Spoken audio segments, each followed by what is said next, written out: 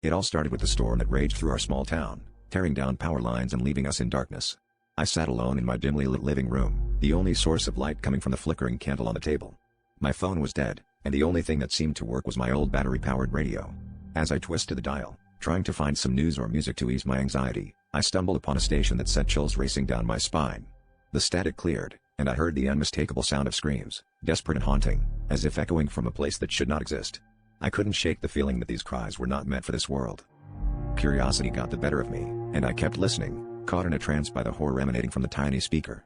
The screams were interspersed with garbled voices speaking in a language I couldn't understand, their tone urgent and panicked. I realized these weren't just random broadcasts, they were cries for help, for escape. I could almost feel their terror seeping through the radio waves, reaching across dimensions to find a listener. My mind raced with possibilities, each more terrifying than the last. What was happening in that other world, and why was my radio the only connection? I spent hours piecing together snippets of the broadcast, trying to make sense of the chaos. A few distinct words began to emerge, repeated often enough that they started to form a pattern. Portal, trapped, escape. It dawned on me that these people, wherever they were trapped in some horrific place, and a storm had somehow bridged our worlds. As the night wore on, their screams grew more desperate, and I was gripped by a gnawing dread that I was their only hope. But what could I do from the side of the radio? The weight of their despair pressed down on me, suffocating in its intensity. Just as dawn broke, the screams reached a fever pitch, a cacophony of anguish that shook me to my core. And then, abruptly, they stopped, leaving a deafening silence in their wake.